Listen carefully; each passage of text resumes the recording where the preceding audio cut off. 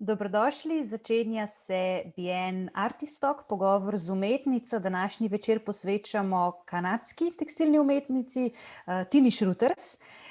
Bien je Bienale tekstilne umetnosti, ki poteka do 14. avgusta v Kranju, Radovljici in Škofji Loki, ter seveda delno tudi na spletu.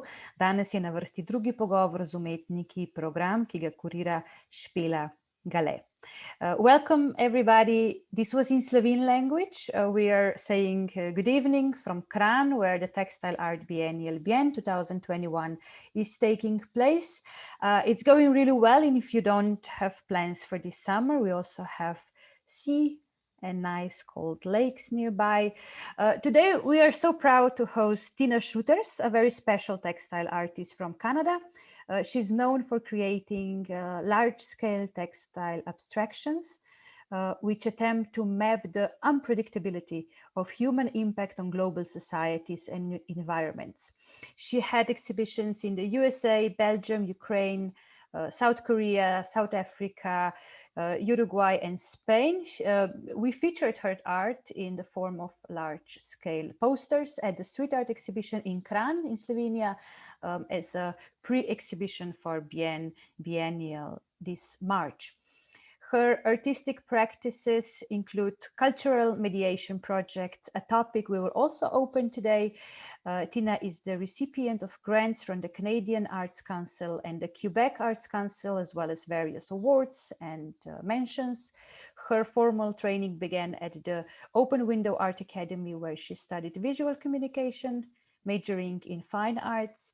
This was back in South Africa, where she was born, and then she focused her practice on the use of textiles as her principal medium. She's currently working on her MFA in fiber and material practices at Concordia University in Montreal, where she's also present now. Hello and welcome, Tina.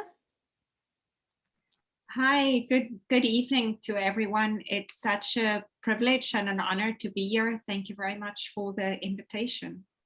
Thank you. Tina, you will have approximately 15 minutes for the presentation at the beginning, so we can see and visualize your art, and then we will have a nice chat afterwards. For all the listeners, you're more than welcome to ask any questions anytime in the chat or the Q&A section. I will read them aloud so Tina can answer them. Tina, please, you can start with your presentation. Yeah, thank you very much for the introduction. I'm going to start straight away. I'm just going to share my screen. Oh, you need to allow me to share my screen. I see I've just... Apologies. No problem. Okay, let's try again. No? It should work now. Okay, perfect. There we go. Is it all good? Yes. Perfect. Okay. As I said, I'm based in Montreal, and I'm going to share two of the latest projects I've been working on, actually as part of my MFA at Concordia University. But I'm going to start with a little, very quick run through some of my works. I've been practicing professionally as a textile artist for the last 8-10 years, which I included textile as principal medium in my visual artworks. Before that, I worked in painting and drawing, and I worked as a costume designer as well, and I never really considered fiber and textile as a medium for my fine arts practice. And over time, I merged this. This is actually a large part of my art practice, as you mentioned, is the development of cultural mediation or social outreach projects. This is a project I presented in 2014, which was actually the first time I really started using textile in my sculptural work. This project is called I Attach Myself to Culture, and was created for the municipality of Vaudreuil-Dorion, which is just on the outside of Montreal. And it was created with about 1,000 participants from within the community. And here's another example. This is a project that I created with high school students. It's actually an installation that spans 2 walls, of about 40 feet.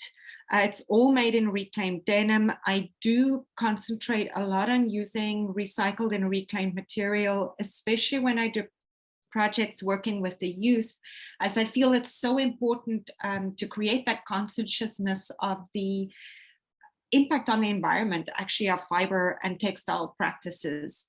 Now I'm getting to my own art practice. This is a work I created in 2017. There's a little gallery view at the bottom so that you can get a sense of the scale. And this piece I created entirely out of reclaimed denim, and it really talks, which I did a lot in my previous work, about climate change and environmental impact. And specifically when it goes around the production of cotton and such materials, a pair of jeans, for example, I always use that as an example, uses about 3,000 liters of water to produce, from the cotton through the dyeing process. And through the fast fashion industry that's specifically in Northern America, so abusive actually to the environment. This is to draw attention to that.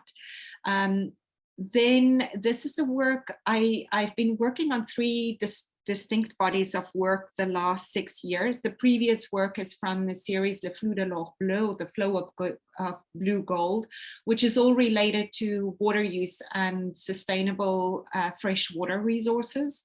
And then this is actually part of the series Codex. And I have a third body of work, which I didn't include images just because we're limited in time.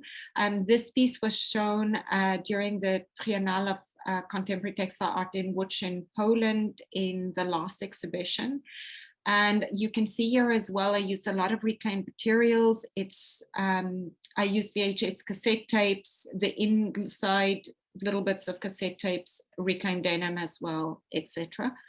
And this is two more works from that series where you can see how I created sculptural works and sculptural forms.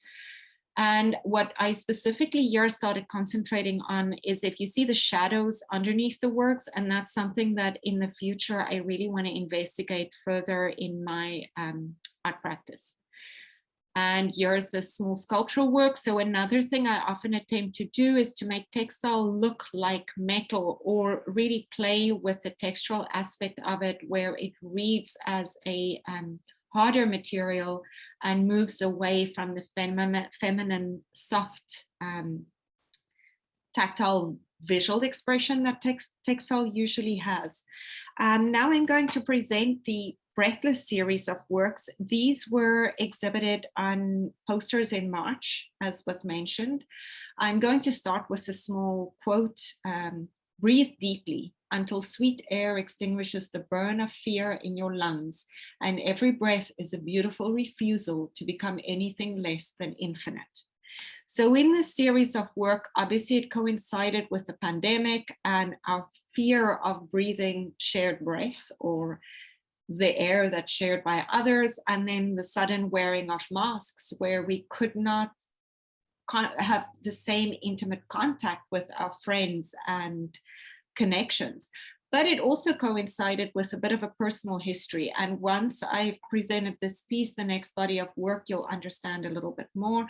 At the end of 2019, I got ill and I was diagnosed with cancer. And through my treatments, part of it following chemotherapy was radiation therapy. And because of the location of the cancer, the radiation therapy affected one of my lungs. And for the first time in my life, I was suffering from severe breathlessness. And it's a very debilitating condition. And I was really considering how cells mutate and how our lungs mutate. And in the past, I've always had this fascination with or imagined how climate change and environmental change and chemical particles could potentially change cells and molecules. And through the pandemic, evidently, we were really reminded of this very vividly with this new mutation of the virus, and it's continues to mutate. So I was really investigating how people suffer from their breathlessness and how it really becomes an invisible illness. And also the concept of how breath enters the body, and it's actually something really intimate, inhaling breath. And then also I was considering the healing properties of breath. I had a very long conversation with both my oncologist and my osteopath at a stage, and we were discussing the calming effects of deep breathing. And through textile and fiber practice, through my research, I was really looking at the impact of slow stitching and hand beading, and how that repetitive slow action actually slow down the breathing. And I truly believe that that reoxygenation of the body, but the slowing down of the heart rate and the breath rate really is beneficial for the healing process. At the end of the series, I was experimenting and I made these breast forms, which actually led to the next series, as they were mutations. These were my imagined idea of lung mutations. So lungs that's knotting into themselves, which for me was really that feeling of imploding on yourself as you feel like you're suffocating, which is quite scary if you're gasping for air, but in the anguish of it, you don't feel like you're getting enough air. These structures, I build the form and then I cover it after, and I do stitch everything by hand except my inner structure. I do draft and stitch my pattern by machine. So to end off this series, I'm just going to read another little quote here. When the breath is unsteady, all is unsteady. When the breath is still, all is still. Control the breath carefully. Inhalation gives strength and a controlled body. Retention gives steadiness of mind and longevity. Exhalation purifies the body and the spirit. And this body of work, as well as the next body of work, was really like a personal exorcism for myself. I often feel as artists, we work through and digest the life that's around us, but also our own emotions and the periods that we are transitioning. So what followed this body of work was a series I called Malady, which is all about illness and disease or disorders in the body. And a bit of a satirical look at the entire breast cancer industry and how we deal and discuss illness and death as a society. These subjects are often brushed aside and ignored. So the series I created under Malady is 3 distinct works, and I call them Biopsy. So this is the first biopsy, which is all about memento mori, or objects that gets collected, objects and souvenirs that we collect from the dead. And I also looked at the Victorian practice of making hair wreaths or hair floral decorations. And it played on the fact, the experience of losing my hair through chemotherapy, and thinking of how our identity and sexuality and essence is very connected cross-culturally to our hair and how we visualize ourselves. Here's another view of the same installation. So as you can see, I use various materials. I do use, there's some hand-dyed silk pieces, which I'll show, for example, this. It's all hand-stitched. I work a lot with buttons, actually. I always feel that buttons hold a story of the garments that they hold together. And it's almost like I imagine if they could whisper me their transition as an object or as an element. And here you can see the silk that I stitched with horsehair too. So it was really a series of explorations, which I will probably continue building on. And this is the second biopsy, which is called Keeping a Brace, which is a bit of a satirical look at the breast cancer industry. And I based a lot of it on the patron saint of breast cancer, is often depicted in medieval paintings holding a tray with her severed breasts. And this idea of an offering, of sacrificing something of your body so that you may live, and so that others you love, as we all know, the statistics for breast cancer is horrendous. I think it's 1 in 8 women globally will get diagnosed with it. And there is still there is still no cure for cancer to this day. There are many remedies, but there are no cures. So I play here with the idea of our sensuality, our perception of our body, and this idea of sacrifice reflected very often through religious practices too. There's a gallery view. And then the third, that gives you, it's the first time as well, what was really interesting for me. Usually I work fairly large scale, and it's almost like I do a dance with the materials, with my body while I'm creating. And because I have more limited movement, or at that stage, I was thinking how I could include my body in my work. And through a suggestion of one of my professors, actually, I tried to act with the pieces, and I really liked the idea. So I printed these on large scale canvas and then embroidered into it. So it is an exploration that I may continue to explore. There's a little detail. So all of these are hand stitched, and I use a variety of materials. So the last biopsy, which is the last piece I'll be presenting, is called Waiting for Pink Ribbon Paradise. And year 2, I interacted with one of my soft sculptures as an exploration. These images were then printed on plexi to kind of create that medical clinical separation that we've experienced a lot, and that we experience a lot in hospital waiting rooms too, where the humanity of it is very often shortcut because the medical systems are so overloaded. And as part of the installation, I did a few drawings as an experiment, as an exploration. And thank you very much for listening to me. And that is the end of my part of the presentation. Thank you.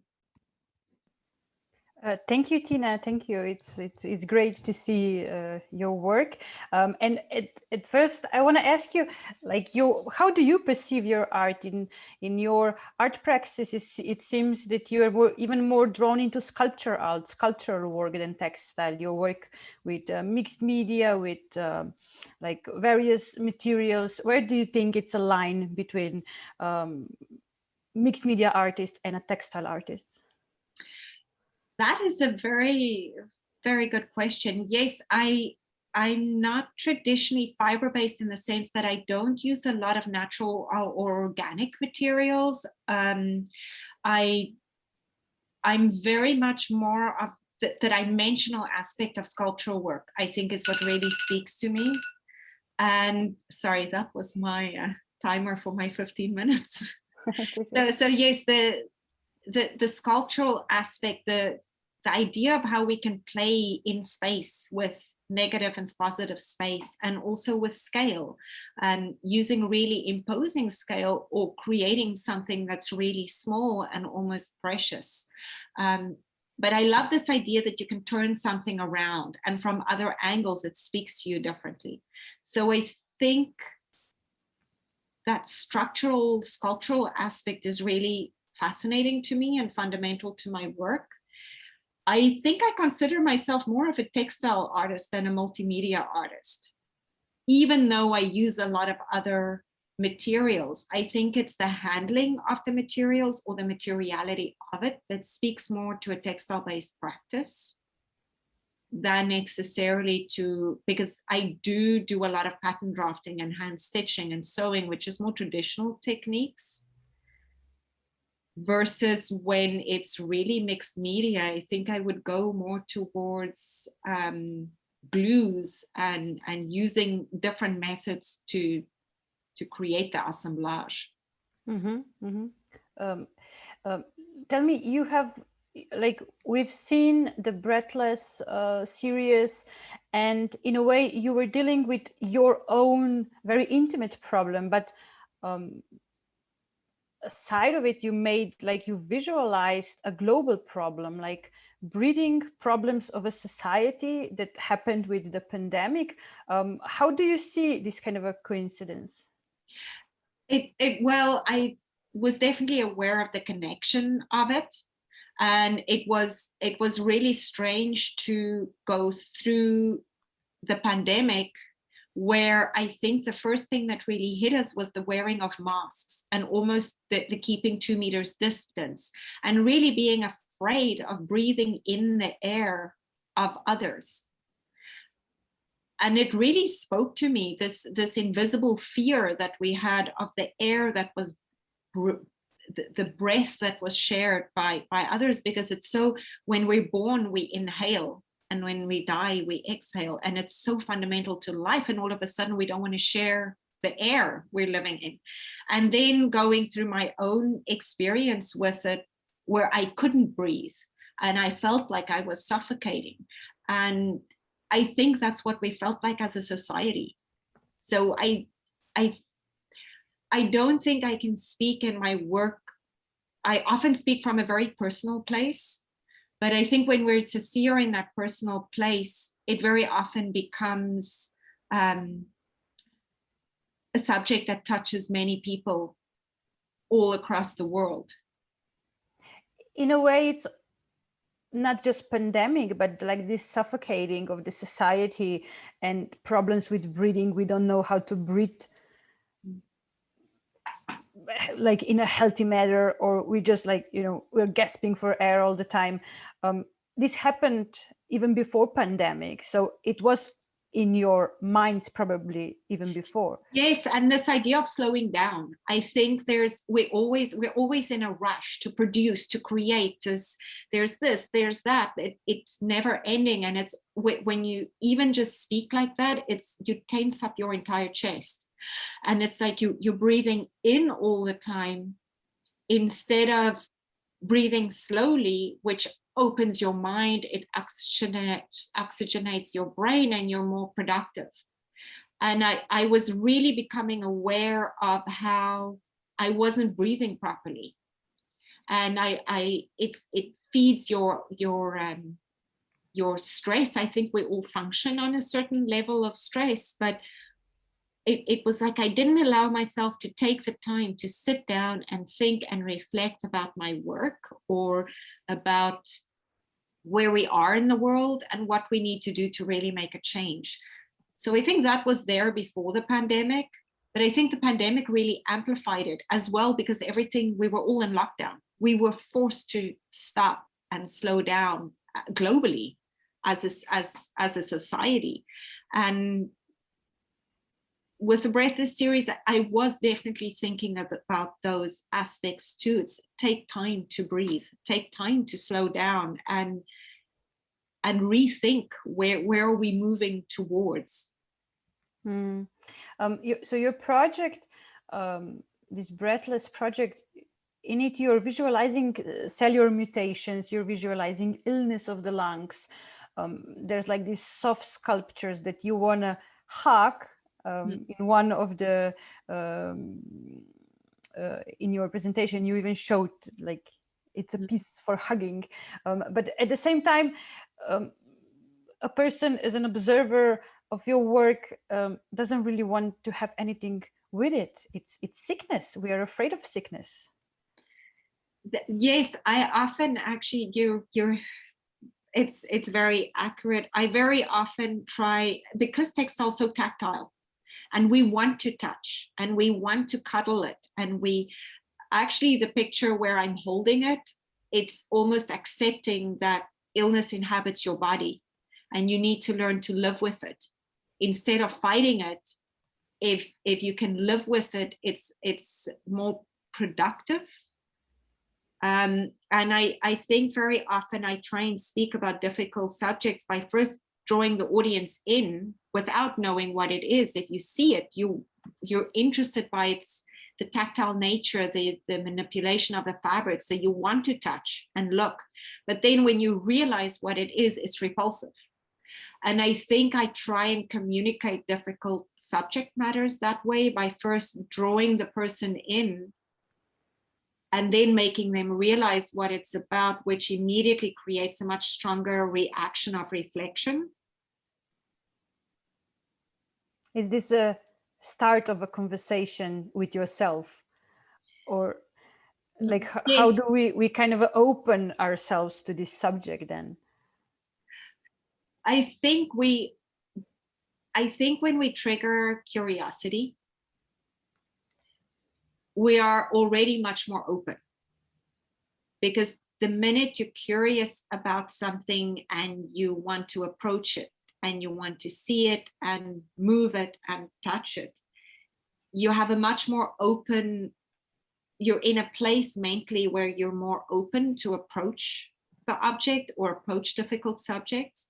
And then when you're suddenly confronted with something that you were not expecting in terms of the thematic of it, I think it opens the door to deeper reflection than you would have necessarily had if you were just confronted with something that was repulsive from the start, which you didn't necessarily want to look at.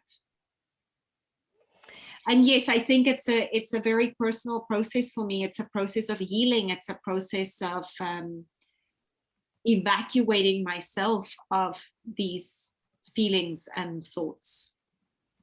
So there's one way of healing is to properly breathe.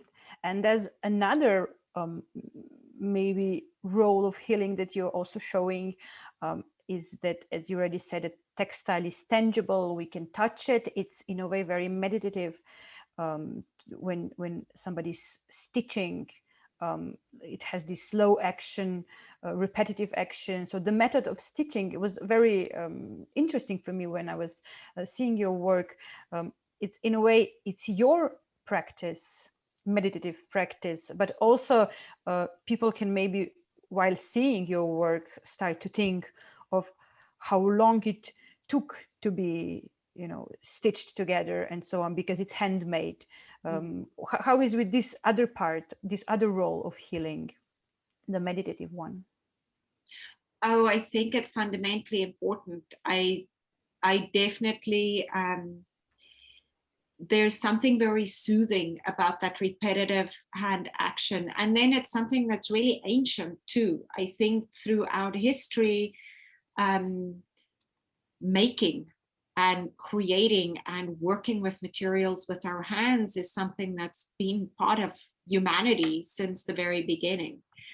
So I think it triggers something in our primitive mind and body to do those actions that become very meditative. And it's very healing to calm the mind.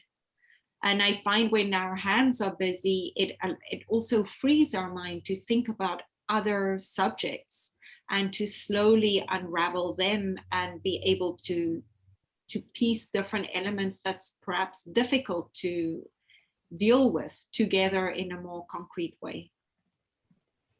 In a way, all the creating of art, I would say here the traditional art, is very meditative. Not only working with textile, but also drawing, also like sculptures, making something. Ceramic, yeah. Ceramics out of clay and so on. So is this maybe a possibility, an opportunity for a society or just groups of maybe minorities, anxious people and so on, to kind of grasp this this idea of healing in a way from this, from society, from the problems that society kind of has? Absolutely. Actually, in my cultural mediation or social outreach practice, I've seen this so many times. I think to create a moment where you reunite your community and where everyone works with cloth, which I think textile is so relatable because we dress ourselves every day. We're surrounded by it in our homes. Whereas if you give someone a paintbrush and paint, they're one step divided. The brush divides them from the material. Whereas with textile, it's really in your hands. And I think there's something in that shared time. Women used to get together and sew together or weave together. And there's something in that sitting down and making, which I think really opens a conversation about uncomfortable subjects. And what I've really seen in some of my community arts practice is how marginalized or isolated individuals that wouldn't necessarily meet someone of a different culture or a different ethnic or social background, by placing them side by side while they're all making, it becomes so natural to have a conversation. And I think we break a lot of barriers in society and really create openness through these kinds of projects. How did you start to develop this sort of participatory art practice that you call cultural mediation?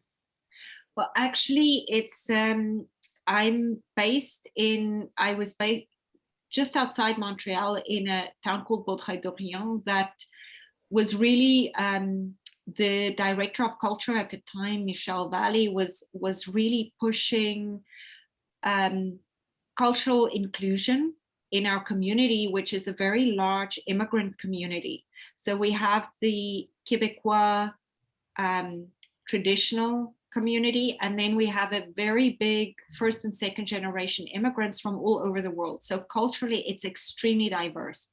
And in Quebec as well, we have Francisation, so it's French language learning classes, because there are language laws about using French as a language for business. And in this environment, Michel, under the city as cultural director, was creating the opportunities for artists to submit projects to create meeting places around through the creation of different people of different backgrounds and different cultures, and often marginalized individuals too. So we've had projects here where we're a group of artists that individually develop and submit, and we often collaborate as well on projects. And it's a practice that's used very largely across Quebec. Actually, in Montreal, there's quite a lot of such projects, and it's really all over Canada. And I think there are more and more similar projects popping up all over the world. But it's really to try and build a new cultural identity for the city that's become almost 50% immigrant population versus the local population. And really creating a moment where people can understand each other and see the needs of others. We have, for example, had projects where we had intellectually handicapped adults that was working with the general public, or people suffering from mental illness. The elderly, children, we often go into schools. So it's really to bring the community together and reconstruct a cultural identity where everyone is included.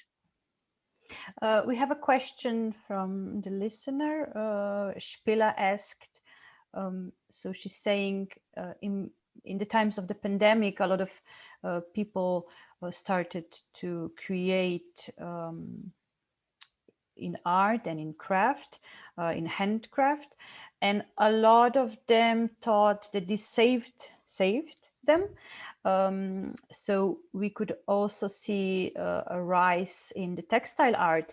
Do you believe that this also, so this process is also responsible for that your art started to be more interesting for people? Is there more interest in your work? There's a big valid point in that I think a lot of people through various online workshops as well started creating art and making, because I think there's something so satisfying about physically seeing something that you made. And then yes, there's a lot of people that took up knitting or embroidery or quilt making, you name it, through the pandemic, because suddenly they had the time and they it doesn't take a lot of resources to get involved in textile arts.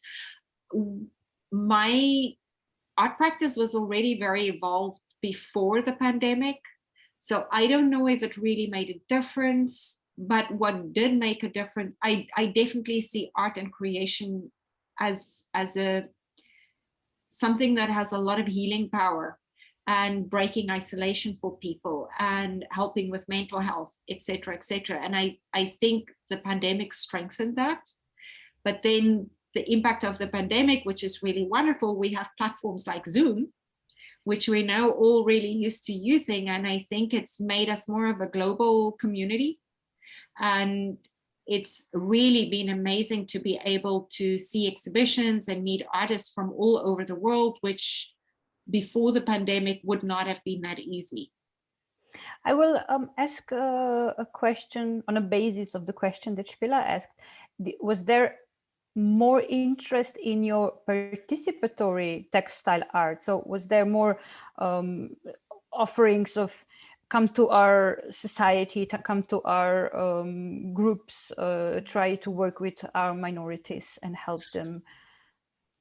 Not particularly, simply because we were isolated because of the pandemic. So it wasn't possible to go into schools or bring people together to physically work together. But on the other hand, I suddenly had a lot of offers to present online workshops.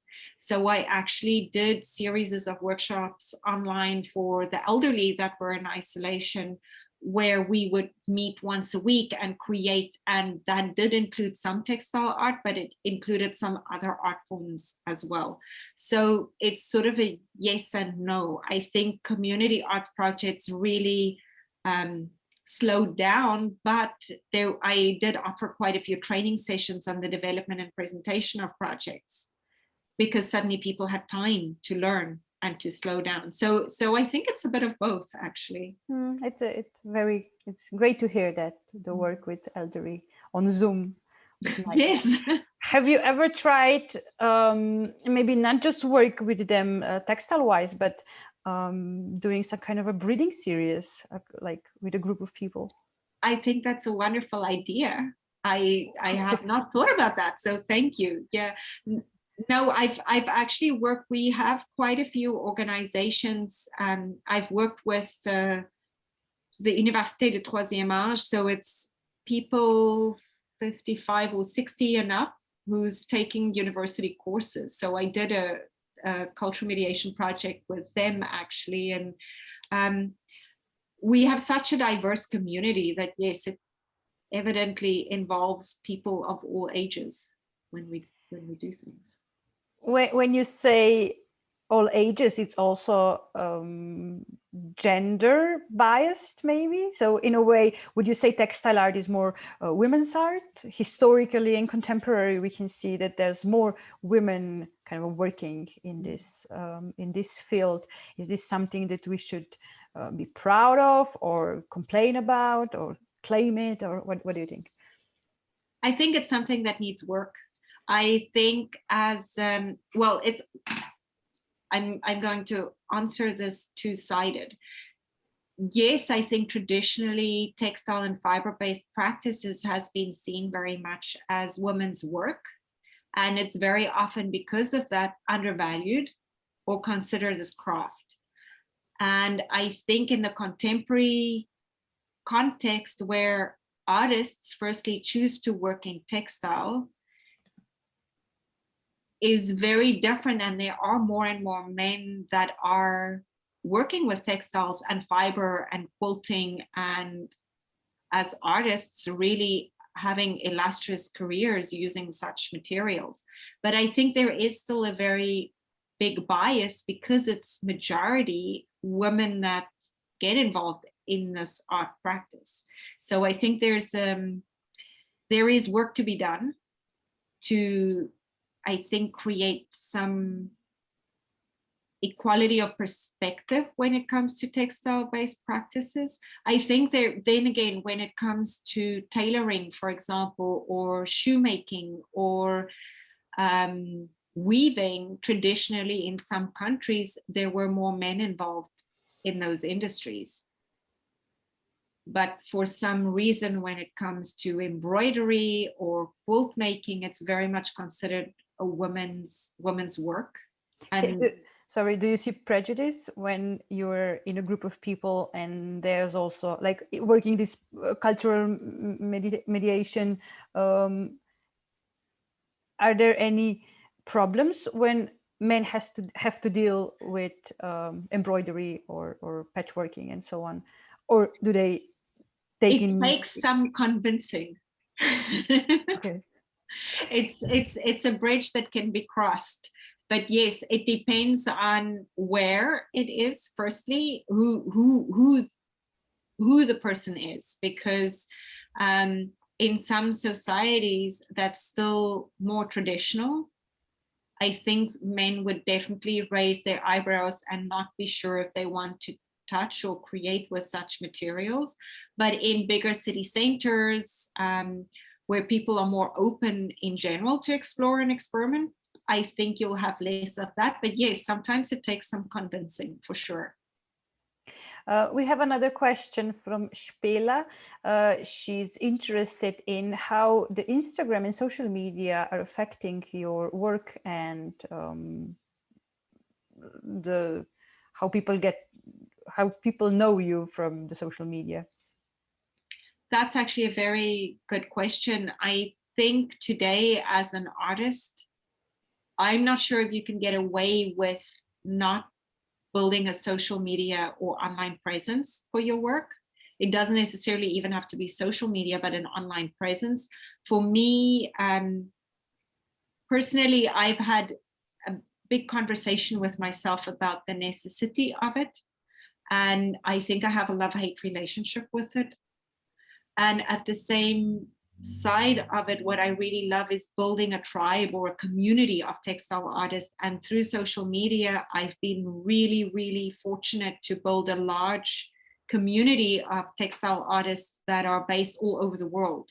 And I think it gives me access to their thoughts, their practice, their research, and very interesting and enriching conversations, which without social media, it would have been much harder to have that close interaction, because it would be secondhand interaction. I would read articles or see websites, whereas I find through social media, it's really one-on-one.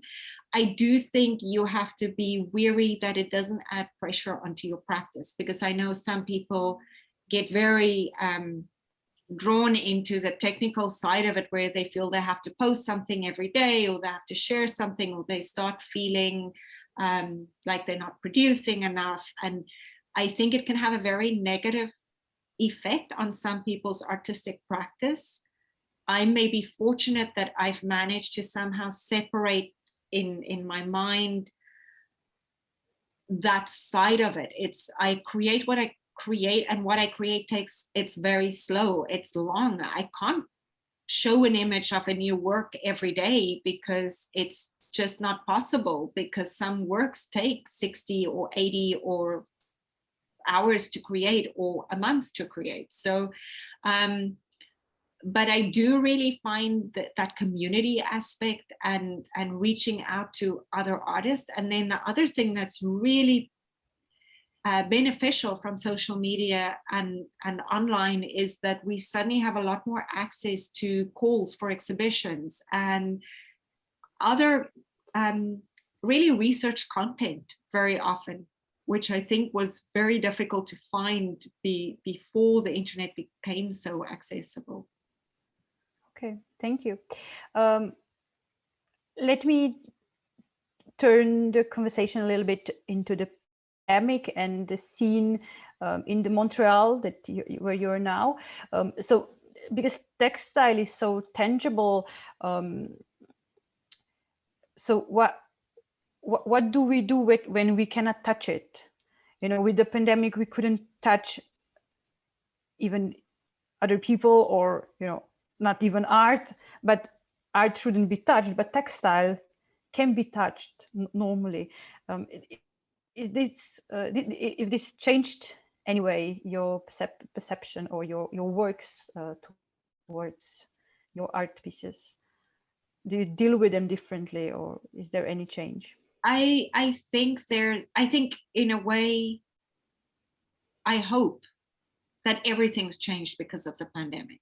Because I think the world we lived in before the pandemic was not necessarily, we were not necessarily handling it and treating each other or the materials or the environment as we should have. As for the scene in Montreal, it's really changed because everything was confined and locked down. So a lot of exhibitions got canceled. A lot of activities were put on virtually, which means we're already more separated from each other. It's very different to be in an event in 3 dimensions in real time versus across time zones with a screen separating us and we're only seeing each other's shoulders and up. And in terms of textile practice that's so tactile, it is really hard because very often you do want people to touch or interact with work, where during the pandemic, we definitely can't allow that. And now that things are opening up, there's actually a lot of exhibitions that's reopened up that's having staggered exhibition openings because we have regulations in place for the amount of people that can be in a certain square meterage of space. So for example, a lot of the exhibitions that's opening now or galleries are, you have to book appointments so that they can keep the numbers down, but it means people can still go out and see things, but evidently it's definitely no touch at this point in time, which I find really interesting because in clothing stores that's reopened, people are allowed to try on and touch garments. But when it comes to galleries and exhibition spaces, we're not allowed to touch. So there's a lot of contrast in perception in that. But I think Montreal's preparing for a big summer of deconfinement. I'm working on a residency with a photographic artist actually in some vacant stores because with the pandemic in Montreal, a lot of smaller or singly owned businesses that had to close down for such long periods of time have closed down, unfortunately. There's been a lot of government aid, so many of them have managed to survive, but I think it's going to be a big period of change for the city. And hopefully, I think it brings positive things moving forward. For me personally, this world of non-touching or no touching and no connection has made me interact even physically more intimately with my materials. I'm a very tactile person and I had a very, very hard time not being able to interact in a normal way. So I think I really put a lot of that into the materials I chose to work with. And I think I often chose materials that had textures that I found really pleasing and comforting. Would you say that the government aid was high or was fine for the cultural workers, artists as well? That is a very complex question because it really depends on which domain of culture and arts you work in. It was, from March, when we locked down in March, I had 5 big projects that I was going to do until the end of July. I think they all got cancelled. Because I'm an independent, I'm registered as an independent business, I did get some aid at that stage, which really helped. And then I managed to manipulate the way I did business. So I was presenting workshops, etc., online. So it wasn't very long before I could really adapt my art practice to the situation of the pandemic. But for example, people working in photography or events, musicians, live performance, dance, theater, opera, those industries really suffered. And I think there was a lot of government aid, and I think it really helped. Whether it was enough, I'm not sure, because I think it really depends on which industry you're embedded in. How is Montreal art scene or industry, cultural industry? How is it? Is it a lot of textile? Are you a big group of textile artists? Is it thriving? It's actually, there's a few really known and prolific textile artists in Quebec as a province. There's a few more of them closer to Quebec City. There are some in Montreal, but it's a very small French community actually that's doing textile as a visual, as a fine arts medium. There's obviously, Montreal is a big fashion city, so there's a huge industry in that side, and then there's a huge costume industry connected to Cirque du Soleil and the opera and ballet and those things. So in terms of umbrellaing the textile industry, yes, there's a big industry, but many people are not really that interconnected. And for textile as a fine arts medium, it's actually a very small community. We've got a very vibrant textile arts department at Concordia University in Montreal.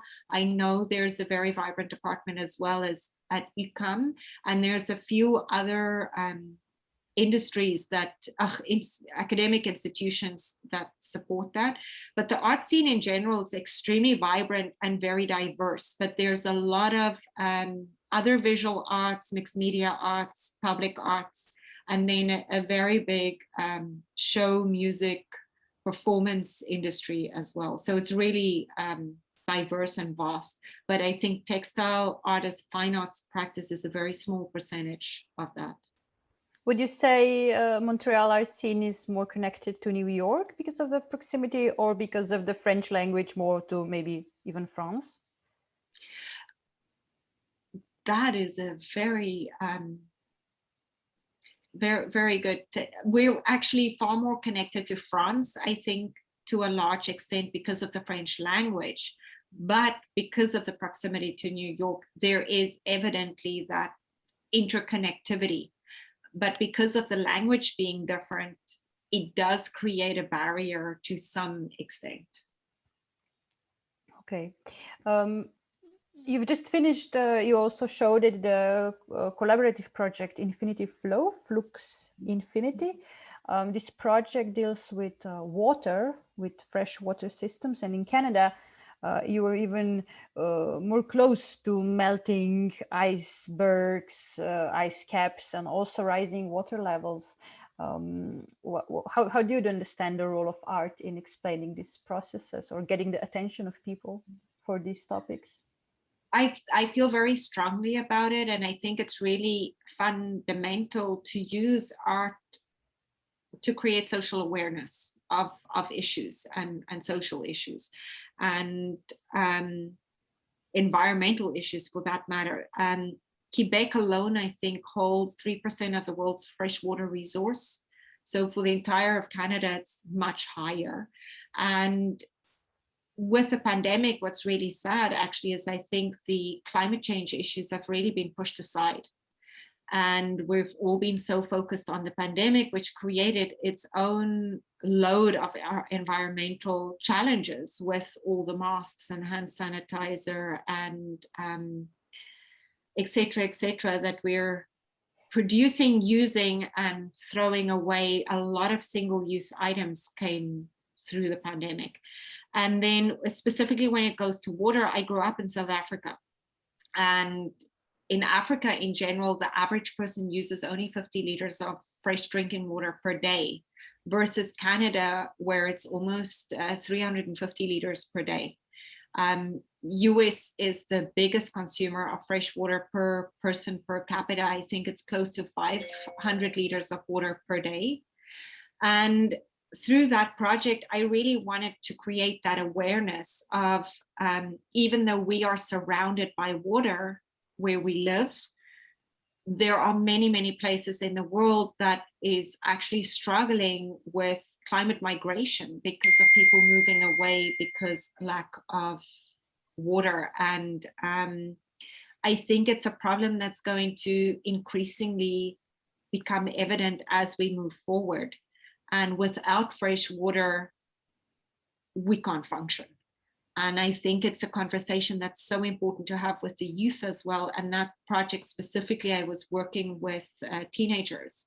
And for me, it was really important to just, even if it just makes them think for 5 minutes differently when they open a tap to how they're consuming water, then maybe I've made a very small difference. But I think art in general, and there's various textile artists as well that work around the fast fashion industry and the way we're consuming and creating garbage through this industry, and really rethinking of more sustainable ways to consume, actually. As a textile artist, of course, you are aware of the global pollution the textile and clothing industry is doing to the planet. Is there also projects that maybe in the future that you're going to deal with it, or what are the topics you're going to open in the forthcoming projects? Yes, absolutely. I at the moment, I'm working actually on a new series of work that's got to do with scar tissue and scarring, and I'm working with reclaimed leather and fur, and this idea of wearing the skin we wear, so the clothing we put on that becomes like a skin, but also yeah, so there's a lot of metaphors in it. It's a new series that I'm busy developing, but after that I was already envisioning moving back towards really speaking about water and the water use in clothing manufacturing and climate change issues. So yes, that is a theme that I think will always come back into my work. Your thesis, you're working on your thesis on the Academy of Textile Art. What's your thesis about? That actually has completely changed.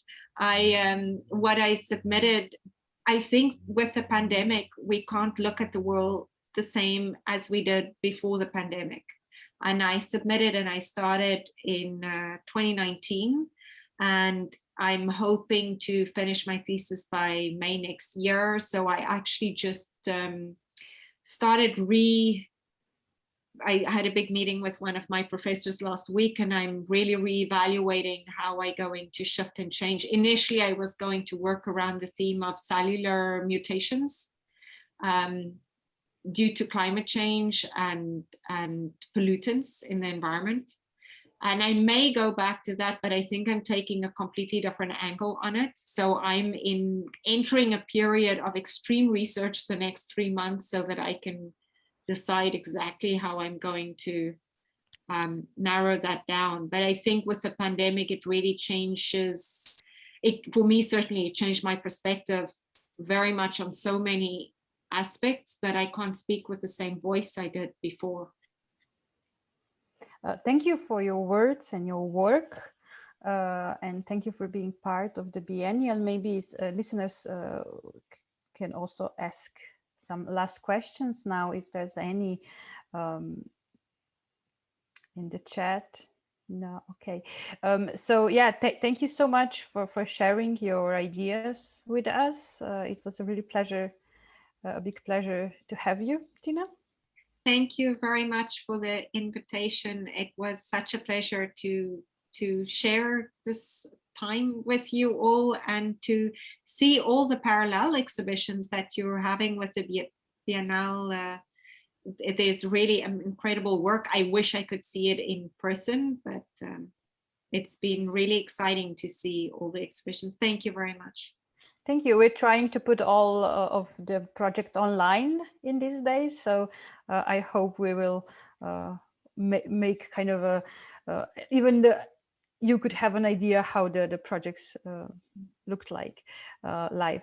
You can follow, everybody can follow you on Facebook and Instagram. You just changed the name on the Instagram, or you put the middle name in it? Yeah, I put something my changed. Yeah, I put my middle name in it, but the account name is still the same. So it's very easy to find me. It's just Tina Struthers. I have a website as well, which it's in the process of being updated, but for Instagram's usually the best and easiest. It's very visual, and I very often do little stories of what I'm working on or installing or etc. So yeah. Okay, thank you. We will follow you. Thank you. And we are looking forward to the website. So thank you again, and thank you all the listeners on Zoom, on Facebook, and all the listeners that will be listening to the talk later on YouTube. So have a nice night, have a nice day in Montreal, and thank you. Thank you very much. Have a wonderful evening. Goodbye. Bye. Ciao. Bye.